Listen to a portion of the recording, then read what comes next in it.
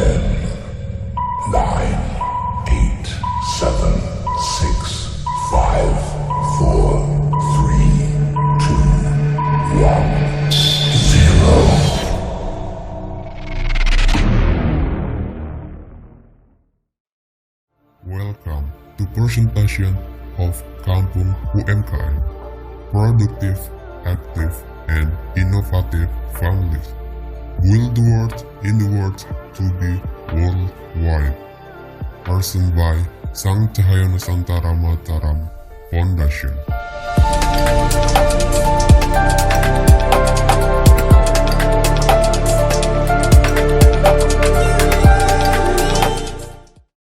Assalamualaikum warahmatullahi wabarakatuh. Salam sejahtera untuk pemirsa semua dimanapun berada.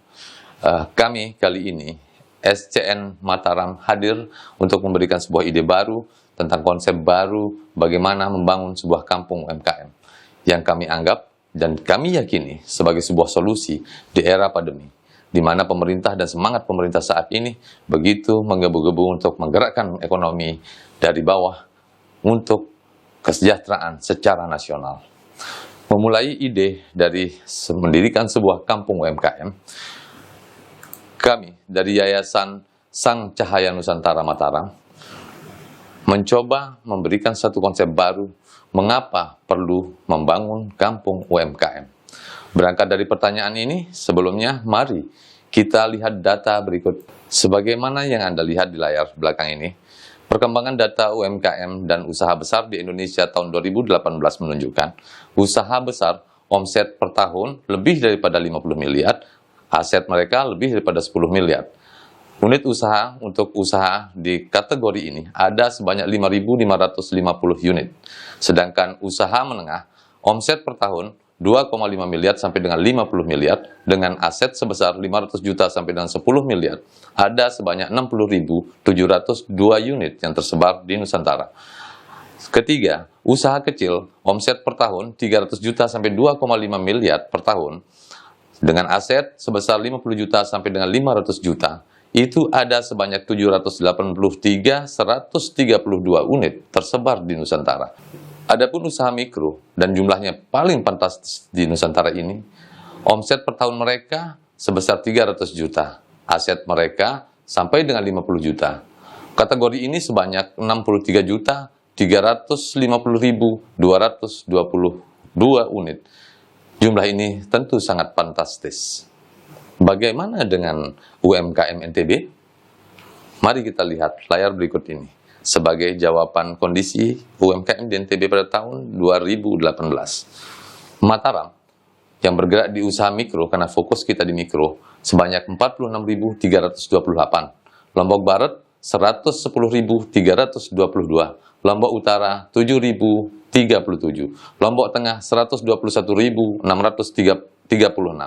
Lombok Timur 144.029, Sumbawa Barat 14.898, Sumbawa 40.620, Dompu 26.558, Bima 48.952, Kota Bima 22.267. Artinya, potensi market untuk pendirian kampung UMKM ini nanti akan cukup fantastis. Se-NTB jumlahnya kurang lebih sekitar 582.647 unit. Untuk itu, maka saat ini fokus kami akan ada di Lombok Barat dengan jumlah sebanyak 110.322 unit. Selanjutnya, bagaimana dampak COVID-19 terhadap pelaku UMKM yang ada di NTB? Tentu akan sangat berdampak, bukan? Tapi mari kita lihat hasil survei dari Lembaga Ilmu Pengetahuan Indonesia yaitu LIPI terhadap 1.548 responden di 32 provinsi mengungkapkan lebih dari 50% rumah tangga mengalami kesulitan keuangan terhadap pandemi COVID-19. Dalam hal ini, pemerintah tentu diharapkan terus memberikan fasilitas untuk terus meningkatkan daya konsumsi masyarakat sehingga ekonomi dapat bergerak benar-benar dari bawah dan roda ekonomi secara nasional dapat berputar dengan baik. Jadi, pertanyaan berikutnya, apakah kebijakan pemerintah terhadap pelaku UMKM selama pandemi ini? Mari kita lihat data berikut ini. Skema pelindungan dan pemulihan UMKM di tengah pandemi COVID-19. Skema yang diputuskan oleh Presiden RI Bapak Joko Widodo dengan memberikan bantuan berbentuk bantuan sosial bagi pelaku UMKM dan kategori miskin yang rentan terhadap dampak COVID-19. Mereka dimasukkan sebagai penerima bantuan sosial dari pemerintah. Bantuan lainnya berbentuk insentif pajak pelaku UMKM dengan omset di bawah Rp 4,8 miliar per tahun, diberikan subsidi pajak sebesar 0% selama 6 bulan mulai dari April hingga September 2020. Relaksasi dan strukturisasi kredit UMKM, penerima KUR, UMI, PNM, Mekar, dan lembaga penyalur kredit program pemerintah lainnya diberikan penundaan angsuran dan subsidi bunga selama 6 bulan. Perluasan pembiayaan bagi UMKM. Pelaku UMKM yang belum pernah mendapatkan sama sekali pembiayaan dari lembaga keuangan negara maupun lainnya dalam sistem perbankan diberikan stimulus bantuan modal kerja darurat khusus bagi pelaku UMKM terdampak COVID-19. Bantuan lainnya berupa pemulihan dan konsolidasi usaha. Pemerintah melalui kementerian, lembaga BUMN, dan Pemda bertindak sebagai penyangga dalam ekosistem UMKM terutama pada tahap pemulihan dan konsolidasi usaha setelah pandemi COVID-19. Dari data-data tersebut, kami menarik kesimpulan, di mana kesimpulan tersebut adalah satu cara untuk mengatasi masalah UMKM secara umum. Pada dasarnya, dimanapun UMKM itu berada, memiliki kesulitan dalam menemukan bahan produksi. Kita lihat, tidak usah jauh-jauh, sebagaimana keripik saja. Orang lebih memilih membeli di Jawa, keripik, lalu membungkus di Lombok, kemudian dijual ke pasaran. Karena keripik dalam bentuk produksi seperti itu, kurang lebih di pasaran akan dijual sebesar Rp7.000. Sedangkan apabila mereka membuat produksi keripik sendiri, mereka untuk memproduksi saja bisa menghabiskan biaya hingga Rp9.000. Ketika sampai pasaran akan berharga Rp10.000. Ada perbedaan sekitar 30-40% apabila pelaku UMKM kita ini mengambil produksi dari Jawa atau memproduksi sendiri.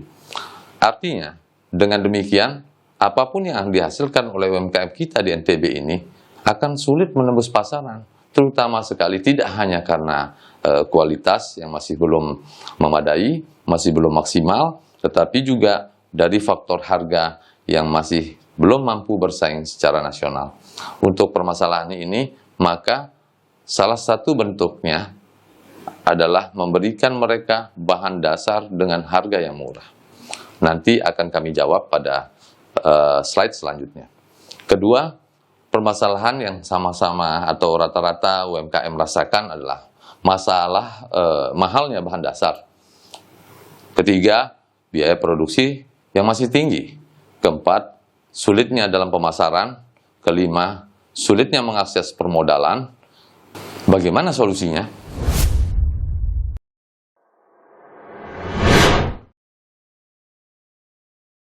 Membangun kampung UMKM.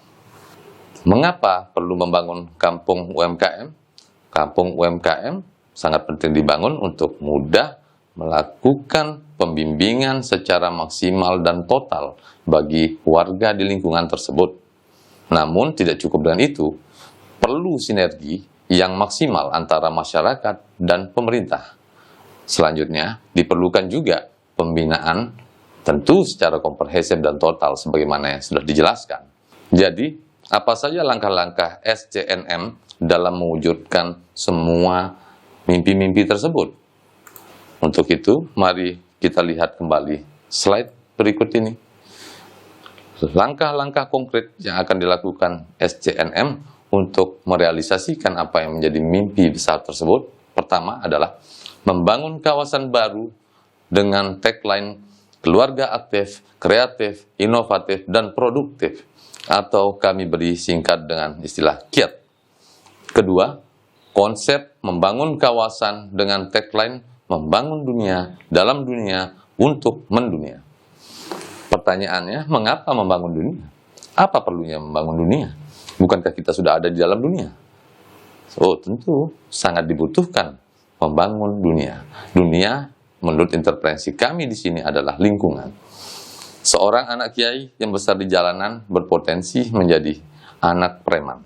Seorang anak preman yang berada atau dibesarkan di sebuah lingkungan pondok pesantren berpotensi menjadi seorang kiai, ulama, atau ustadz.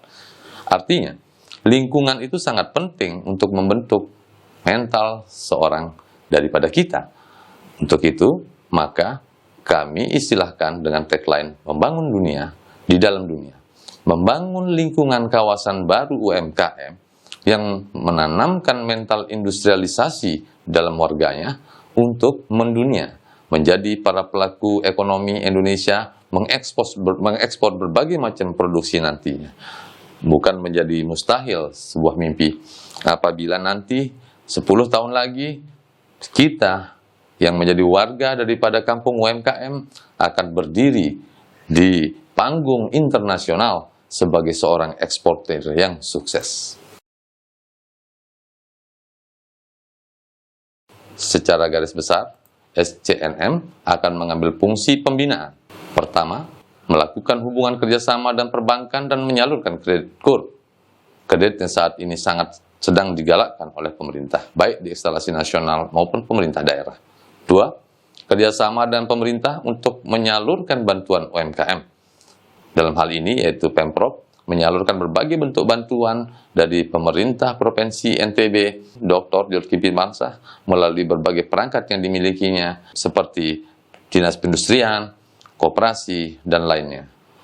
Ketiga, menyalurkan CSR pemerintah melalui lembaga-lembaga pemerintah seperti BUMN, dan lain-lain. Dengan demikian, kita bisa memberikan bantuan yang maksimal dan secara fokus yang hasilnya nanti diharapkan bisa mengoptimalisasi produksi UMKM secara umumnya dan memberikan kemampuan UMKM kita untuk memiliki daya saing secara nasional. Apa saja bentuk pembinaan yang akan diberikan oleh SCNM dalam hal ini? Yaitu kepada masyarakat yang ada di kawasan kampung UMKM yang akan dibangun. Mari kita lihat slide berikut ini. Pertama, manajemen keuangan dan pemasaran, yaitu memberikan pengetahuan kepada warga bagaimana melakukan proses manajemen dalam pengelolaan keuangan yang dihasilkan oleh produksi mereka, juga memberikan mereka bagaimana trik-trik marketing, mulai dari penyiapan kemasan yang baik, kemudian desain kemasan yang juga baik, sehingga produksi tersebut memiliki daya saing yang bisa masuk di pasar nasional nantinya. Kedua, memberikan bimbingan rohani dan motivasi. Di slide berikutnya nanti akan dijelaskan fungsi daripada beberapa kerjasama yang dilakukan oleh SCNM, termasuk bimbingan rohani dan motivasi yang akan diberikan oleh Robitoh Islamiyah. Selanjutnya, upgrading skill dan varian produk. Upgrading skill yang dimaksud di sini adalah menaikkan atau meningkatkan kualitas skill yang dimiliki oleh masyarakat UMKM yang ada di dalam kawasan kampung UMKM, dan menargetkan mereka untuk memiliki tidak hanya satu produksi satu rumah, tetapi minimal 3 produksi dalam satu rumah dalam jangka waktu 1 tahun bimbingan. Jika kita kalikan saja 1.000 rumah dikalikan 3 produk setiap rumah, maka akan ada 3.000 jenis produksi yang akan dikeluarkan dari kampung tersebut ke pangsa pasar nasional. Dan itu menjadi sebuah impian yang sangat mungkin kita gapai apabila kampung ini terwujudkan. Untuk itu diperlukan partisipasi seluruh elemen masyarakat, baik masyarakat umum, pelaku bisnis, hingga dengan pemerintah daerah maupun pemerintah nasional. Kita melihat komitmen SCN dalam memberikan bimbingan dan binaan terhadap warga kampung UMKM akan nampak pada slide berikut ini, di mana kami akan kelola waktu dari kampung tersebut secara komprehensif dan totalitas.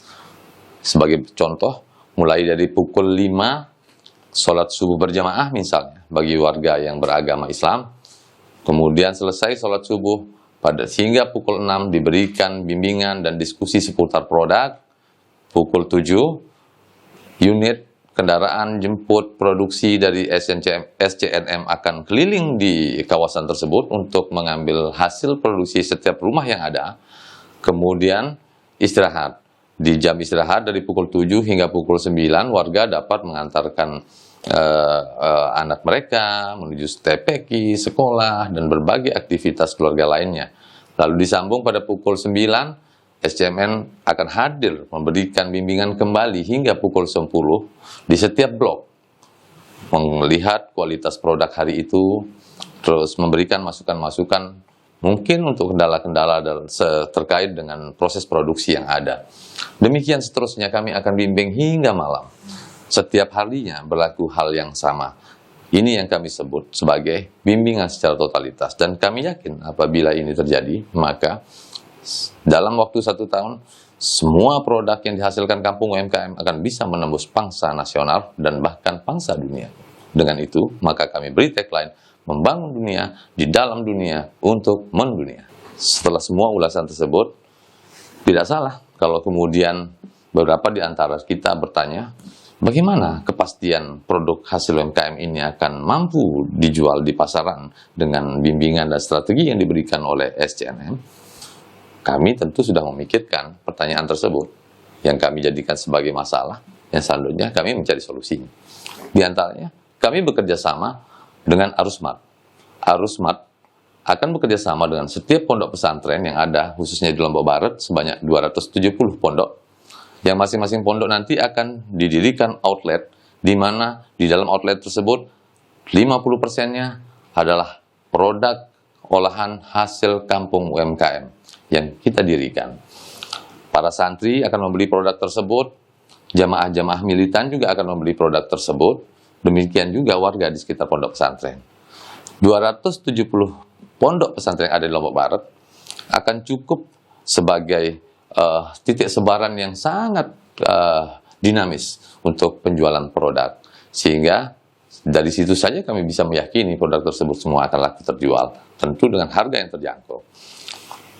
Strategi lainnya yang diberikan SCNM adalah dengan proses penjualan online melalui aplikasi yang nantinya akan dibantu oleh Moratalindo Provider yang akan memberikan kami fasilitas tersebut, dan kemudian setiap warga yang ada di kampung UMKM dapat menjual produk mereka dengan online system. Di lain sisi, kami juga mengantisipasi peluang kemungkinan sisa-sisa produk yang tidak akan laku terjual di pasaran atau tersisa misalnya, kami akan jual keluar pulau dan bekerja sama dengan BUMD, BUMN, dan berbagai lembaga pemerintah maupun swasta yang ada di berbagai pulau yang ada di Nusantara ini. Dari Bali, Jawa, Sumatera, Kalimantan, Sulawesi, hingga Irian Jaya sana. Setelah sedemikian banyak penjelasan yang kami berikan, bagi yang berminat terhadap kampung UMKM ini dan menjadi penghuni di sana, mengambil 1 unit rumah produksi di sana, pastilah muncul sebuah pertanyaan yang sangat logis. Apa saja sih fasilitas yang diberikan dalam kawasan tersebut? Untuk itu, di sini kami mencoba menerangkan bahwa fasilitas yang akan kami sajikan itu melalui berbagai bantuan dan ada juga yang bersifat mandiri. Untuk memastikan bahwa fasilitas-fasilitas yang kami janjikan ini akan terwujud di kawasan tersebut, kami menerapkan satu strategi di mana berbagai fasilitas yang akan kami berikan ini akan kami berikan dengan cara meminta seikhlasnya minimal 1 produksi atau hasil produksi yang dihasilkan oleh rumah UMKM atau rumah produksi UMKM setiap hari, dengan 1 bungkus hasil produksi yang mereka belikan, kami akan berikan timbal balik berupa fasilitas WiFi gratis di lingkungan UMKM, bimbingan gratis baik bersifat teknis maupun teori, guru ngaji untuk anak-anak warga kampung UMKM, tempat bermain untuk anak-anak dan warga kampung UMKM, masjid yang nantinya kami bekerjasama dengan Robitoh Islamiyah, dan Robitoh Islamiyah juga secara sukarela akan memberikan berbagai sajian-sajian untuk mengisi aspek rohani, TPQ yang akan digunakan untuk mendidik, memberikan pengajian, mengajar mengaji bagi anak-anak kampung UMKM, serta pelayanan kesehatan.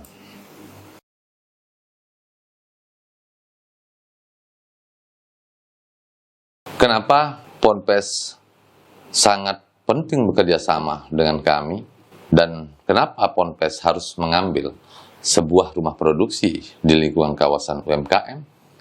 Ini pertanyaan mungkin khusus untuk pondok pesantren. Maka SCNM memberikan jawaban sebagai berikut, sebagaimana yang ada di layar kita. Pertama, dengan bekerja sama atau mengambil unit rumah produksi yang ada di kampung UMKM, pondok pesantren nantinya akan dipasangkan sebuah server oleh Moratelindo. Dari server tersebut akan diberikan layanan database, web gratis, layanan dakwah online yang produksinya nanti akan dibantu oleh SCNM Crew, serta tentunya dari semua fasilitas itu akan menghasilkan income tambahan untuk pondok pesantren. Dari mana income tambahan untuk pondok pesantren? Income tambahan ini akan dihasilkan apabila pondok pesantren nanti dengan dipasangkannya server di pondok pesantren, mereka merekrut rumah tangga yang ada di lingkungan pondok pesantren untuk ikut layanan wifi melalui pondok pesantren. Dari layanan wifi kepada masyarakat ini, kami memberikan share profit kepada pondok pesantren kurang lebih sebesar 25.000 per rumah per bulan. Apabila dikalikan dengan 500 rumah saja, pondok pesantren punya pemasukan baru dong, kurang lebih sekitar 15 juta sampai 20 juta per bulan. Dengan pemasukan baru sebesar itu, dan mengambil sebuah rumah produksi dengan cicilan kurang lebih sekitar 1.100.000, tentu sangat bankable, bukan? Sangat layak apabila dilihat dari sisi kelayakan kredit perbankan. Selanjutnya tentu rekan-rekan pondok pesantren akan bertanya kembali, apa sih keuntungan lain pondok pesantren tidak mengambil rumah produksi yang ada di kampung UMKM? Maka kami akan jelaskan sebagaimana slide berikut ini. Mari kita lihat dari poin 1. Sebagai ajang penanaman mental industrialisasi dan produksi bagi santri yang ada di lingkungan pondok. Secara bergilir, santri-santri yang ada di pondok pesantren akan diberikan waktu untuk menginap di rumah produksi dan melakukan proses produksi di sana. Kedua, menjadikan jiwa bisnis bagi santri, yaitu menanamkan mental bisnis wirausaha sejak dini bagi santri-santri kita. Ketiga, melatih santri itu mandiri. Selepas dari santri, selalu menjadi masalah utama adalah pengangguran. Maka perlu ditanamkan mental mandiri, berjiwa bisnis berdikari seperti ini sejak dini, sehingga diharapkan santri tidak hanya ketika selesai di pondok tidak hanya berpikir bagaimana menjadi seorang pegawai, tetapi bagaimana memiliki pegawai-pegawai.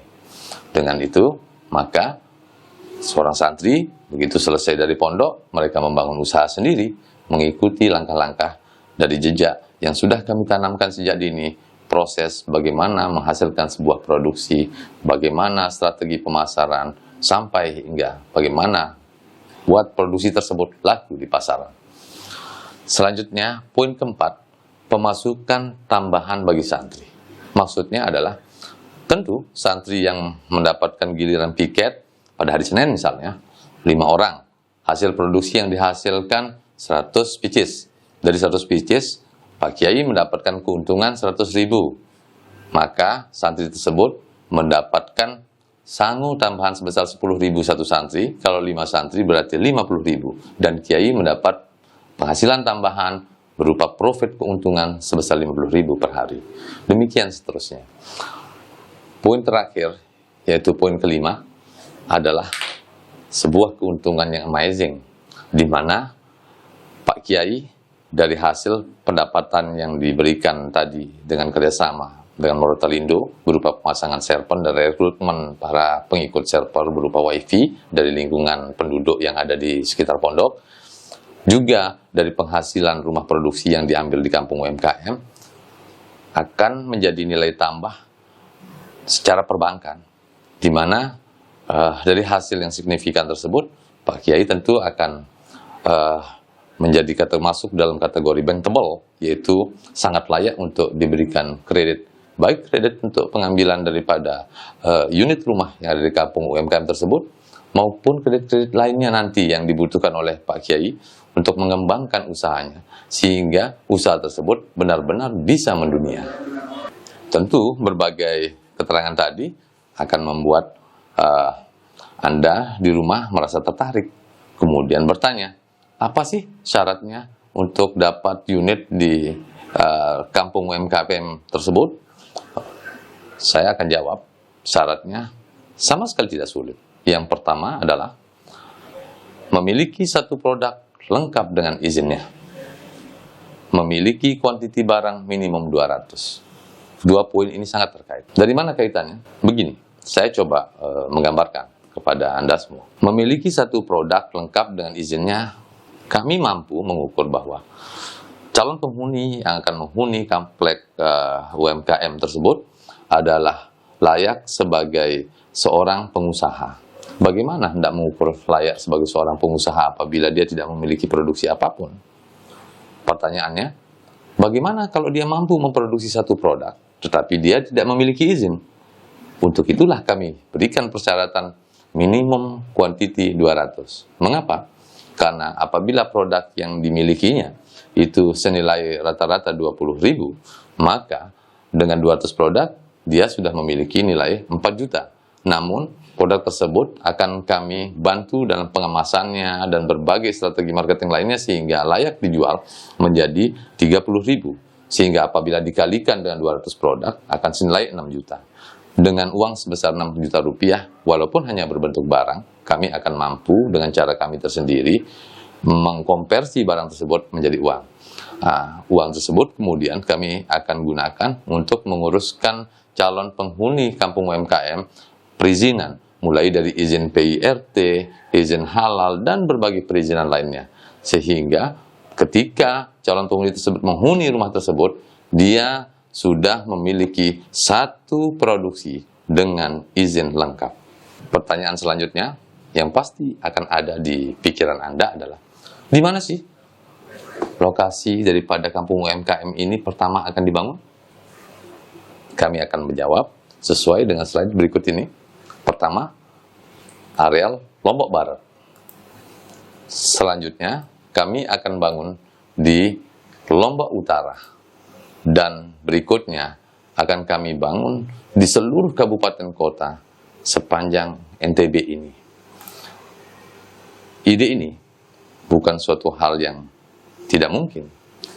Kami sudah memiliki strategi untuk mengaktualisasikan. Dan bahkan saat ini kami sudah aktualkan. Lahan itu sudah kami bebaskan. Lahan tersebut, untuk pertama kami buka blok 1. Lahan tersebut jauh kurang lebih berada sekitar 2 km dari Gilimas, yaitu terletak tepatnya di Dusun Buncit, Desa Lembar, Kecamatan Lembar. Blok 1 yang akan kami buka itu sudah dalam bentuk sertifikat yang terpecah sebanyak 400 sertifikat. Jadi saat ini kami akan memasarkan produk utama kami ini atau produk pertama kami ini sebanyak 400 rumah yang siap untuk dihuni oleh siapapun di antara pemirsa yang berminat untuk menjadi penghuni kampung UMKM kami. Tak salah lagi jika kemudian berikutnya Anda bertanya, mengapa harus di Desa Buncit? Tentu dari aspek bisnis, karena pertama, dari tempat tersebut, radius menuju ke Gili Emas sebagai penyedia sumber bahan dasar yang diharapkan nantinya akan mampu menekan nilai daripada bahan produksi yang akan diberikan kepada UMKM sebesar 30%. Tentu dengan manajemen logistik yang baik yang akan dilakukan oleh Pelindo ke depan nanti. Kedua, dekat dengan Kota Mataram sebagai pemasaran yang paling strategis untuk NTB saat ini. Di mana Kota Mataram yang apabila diukur dari tempat lokasi kawasan UMKM dibangun, kurang lebih jaraknya sekitar 5 km. Ketiga, dekat dengan sumber listrik, yaitu PLTU Jeranjang, yang jaraknya radius sekitar 1 km. Keempat, dekat dengan Pantai Cemara, yang bisa digunakan sebagai wahana rekreasi bagi penghuni yang ada di kampung UMKM. Kelima, struktur tanah yang labil, dan itu sangat penting bagi sebuah bangunan. Keenam, irigasi yang baik, sehingga dipastikan kawasan tersebut tidak akan mengalami banjir. Selain karena memang irigasinya baik, juga karena kami telah melakukan proses pematangan lahan dengan urugan yang cukup dalam, sehingga posisi tanahnya nanti lebih tinggi dari tanah rata-rata yang ada di kawasan tersebut. Dengan berbagai gambaran tadi, tentunya Anda sudah sangat tertarik bukan untuk menjadi penghuni kampung UMKM? Perlu Anda ketahui, masih banyak kejutan loh.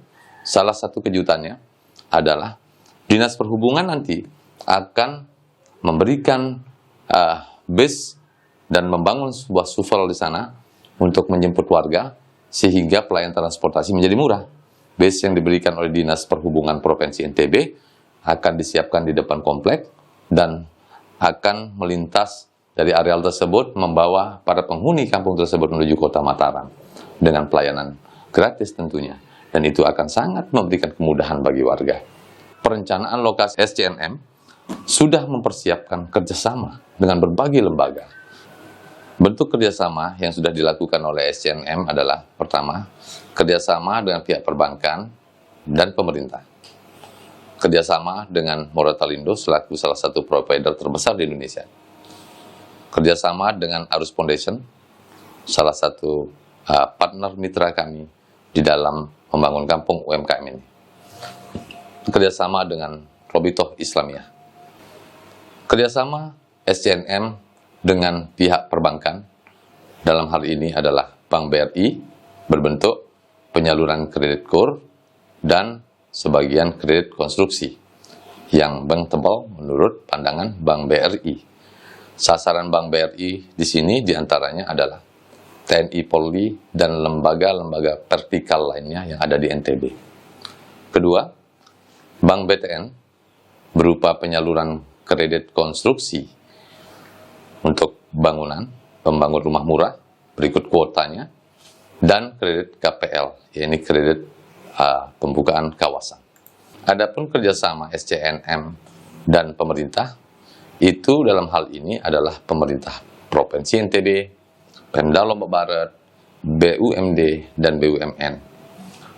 Dengan Provinsi NTB, salah satunya sebagaimana yang sudah diungkapkan tadi bahwa Kepala Dinas Perhubungan Provinsi NTB sudah berkomitmen membantu kami untuk membangun satu shuttle di depan komplek kampung UMKM, sehingga warga kampung UMKM dapat mendapatkan layanan transportasi yang gratis dan atau terjangkau. Adapun bantuan-bantuan lainnya dari Provinsi NTB berbentuk bantuan fasilitas produksi yang nantinya akan bekerja sama dengan Dinas Sosial, Dinas Perindustrian, dan berbagai perangkat dalam struktur Provinsi NTB. Di lain pihak, juga dengan pemerintah Lombok Barat, tentu akan banyak juga nanti yang akan diambil sebagai porsi komitmen pemerintah Lombok Barat guna mendorong warganya maju dalam proses produksi UMKM di kampung UMKM yang akan menjadi kebanggaan tersendiri bagi Pak Bupati tentunya nanti, dan dapat menjadi satu momentum lonjakan untuk Lombok Barat ke depan. Di lain sisi juga, kerjasama dengan BUMD, BUMN, di mana dalam hal ini kami telah melakukan MOU kerjasama dengan ITDC guna penyaluran CSR yang dimiliki oleh ITDC yang kami akan gunakan sebagai modal kami untuk memberikan bimbingan bagi masyarakat yang ada di kawasan kampung UMKM tersebut. SCNM juga bekerjasama dengan salah satu provider yang terbesar sebagaimana sudah kami ceritakan, yaitu Moratelindo. Dalam hal ini, Moratelindo berkomitmen untuk memasang server di setiap pondok pesantren yang mengambil rumah produksi di kawasan kampung UMKM. Server tersebut akan sangat menguntungkan bagi pondok dan menjadi penghasilan tambahan yang akan membuat kiai dalam pondok tersebut menjadi bankable sehingga layak untuk mendapat kredit, bantuan, pengambilan kelayakan mengambil unit yang ada di kampung UMKM berupa rumah produksi bagi pondok pesantren. Selain daripada itu juga, keuntungan lainnya bekerjasama dengan Moratelindo adalah pemberian WiFi gratis untuk kampung UMKM serta penyediaan aplikasi online oleh Moratelindo yang akan digunakan sebagai wahana penjualan secara online dari hasil produksi kampung UMKM yang menjadi impian kita bersama saat ini. SCNM juga bekerjasama dengan Arus Smart. Bentuk kerjasama SCNM dengan Arus Foundation adalah lahan dan perizinan yang ada di kawasan ini telah kami ambil dengan sistem takeover. Kemudian Arus Smart nantinya juga akan membantu dalam penjualan offline, di mana Arus Smart akan mendirikan outletnya di setiap pondok yang menjadi mitra kami bekerja sama dalam membangun kampung UMKM. Arus Smart juga akan memberikan bantuan pembinaan bagi kampung UMKM ke depan nanti. Selanjutnya, kerjasama SCNM juga dengan Robito Islamiyah. Bentuk kerjasama dengan Robito Islamiyah ini adalah kami akan menyediakan lahan di kampung UMKM dan Robito Islamiyah akan membangunkan masjid. Karena banyak sekali bantuan masjid yang disalurkan dari Timur Tengah yang mas'uliyahnya ada dalam Robito Islamiyah. Selanjutnya, Robito Islamiyah juga berkomitmen membangunkan kami TPQ, dan selain itu, Robito Islamiyah juga akan memberikan bimbingan secara rohani yang akan mengisi masjid yang dibangun tersebut.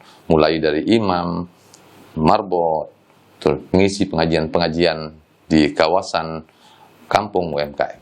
Selanjutnya, pada bab berikutnya ini, kami akan mencoba menyajikan aspek teknis yang sifatnya lebih ke teknis tentang bangunan UMKM, seputaran master plan, dan lain-lain. Yang pertama, kami berbicara tentang layout perspektif kampung UMKM. Mari kita lihat. Sebagaimana yang terlihat dalam gambar, itu adalah menjadi animasi daripada bentuk kampung UMKM kita ke depan. Di mana di depan kampung UMKM itu disediakan sebuah ruko yang akan menyediakan segala kebutuhan yang dibutuhkan warga, mulai dari bahan produksi hingga penampungan hasil produksi. Semuanya kami akan catat dalam database dan akan tersinkron langsung ke dalam aplikasi yang akan digunakan untuk memantau oleh para pihak produser yang tinggal di kampung UMKM tersebut. Selanjutnya, mari kita lihat master plan yang telah kami sepakati yang akan kami bangun di kampung UMKM tersebut. Sebagaimana dilihat pada layar, di situ ada beberapa blok yang sudah terarsir. Itu artinya blok ini sudah terbangun dan sudah dihuni. Dan ada beberapa blok yang arsirannya lebih tipis, itu artinya sudah terbangun 40%. Dan ada blok yang tanpa arsiran, itu artinya blok ini masih belum terbangun, tetapi kondisi tanahnya sudah matang dan siap untuk dibangun. Mari kemudian kita lanjutkan dengan melihat aspek teknis di sisi desain daripada rumah produksi tersebut. Sebagaimana yang Anda lihat di layar, desainnya menarik bukan? Tampak depan cukup asri, dan di belakang ada penambahan tanah. Seharusnya di kampung UMKM dengan realisasi proyek berupa rumah subsidi, tentunya tanah minimal hanya 70, tetapi kami berikan maksimum, yaitu tanah sebesar 1 are per rumah. Ada juga beberapa rumah yang nantinya tanahnya kelebihan. Tentu tanah kelebihan itu kita akan sesuaikan harga penambahan tanah dari tanah yang lebih tersebut. Lihatlah dari tampak samping juga sudah cukup jelas bukan? Di belakang ada tempat sarana produksi yang sudah kami siapkan. Di sana tersedia semacam rak etalase untuk menyajikan hasil-hasil produksi, karena sangat memungkinkan suatu saat nanti kampung UMKM ini akan dibanjiri oleh kunjungan-kunjungan, baik kunjungan dari lokal maupun internasional yang mereka penasaran ingin melihat hasil produksi di kampung UMKM. Mereka bisa hal tersebut bisa menjadi sarana wisata, di mana para wisatawan kemudian melihat proses produksi dan kemudian membeli hasil produksi dengan harga tentu lebih murah karena langsung dibeli di rumah produksi.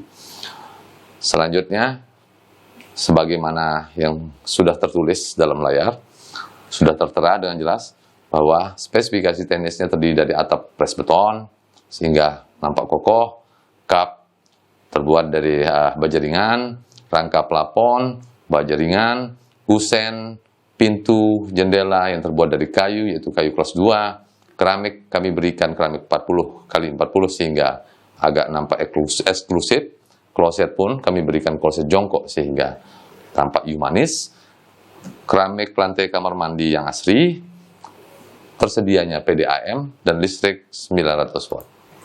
Rancangan anggaran biaya yang kami butuhkan untuk investasi awal kami dalam blok 1 kampung UMKM ini, apabila satu unit seharga 168 juta, maka kebutuhan kami untuk 300 unit kurang lebih sekitar 50 miliar 400 juta. Selanjutnya, sebagaimana yang ada tertera dalam slide, kami sudah memiliki data yang sangat terperinci tentang 400 sertifikat yang ada di kawasan tersebut. Di kawasan tersebut yang ada arsiran biru, itu artinya bangunan telah terbangun. Yang ada nama artinya bangunan yang sudah terbangun tersebut laku, yang belum ada nama berarti belum laku. Sisanya yang tidak ada arsiran sama sekali belum dibangun. Nah, jumlah yang tidak ada arsiran ini kurang lebih sekitar 300. Ini yang kami akan proses rekonstruksi kembali setelah konstruksi ini sempat macet sejak terjadinya gempa dan kemudian disusul oleh pandemi COVID-19. Secara detail, rumah jadi sebanyak 145 rumah dari 400 sertifikat yang sudah tersedia di list tersebut. Rumah yang laku 88 rumah, sedangkan ada 300 lebih rumah yang belum terbangun, namun kondisi sertifikatnya sudah terpecah. Bukti sertifikatnya sudah dipecah, sebagaimana yang terlihat di layar, bahwa produk ini tidak baru berangan-angan, namun produk ini sudah siap untuk kami launching dan siap untuk kami konstruksi dalam waktu secepat-cepatnya. Target kami, bulan 2 tahun 2021, rumah ini sudah habis terjual dan terbangun, insya Allah. Apalagi yang Anda tunggu? Segera daftarkan usaha Anda, dan jangan lupa kunjungi sekretariat pemasaran kami di Jalan Dr. Wahidin, Gang Martapura nomor 4, Rembige, Kota Mataram. Sampai jumpa kembali di part berikutnya tentang presentasi Kampung UMKM oleh SCNM Mataram.